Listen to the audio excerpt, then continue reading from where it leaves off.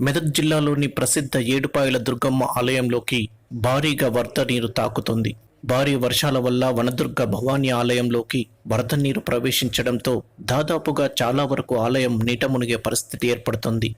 ఆలయంలోకి వెళ్లే పరిస్థితి లేకపోవడంతో రాజగోపురంపై ఉన్న ఉత్సవ విగ్రహానికి అర్చకులు పూజలు నిర్వహించారు.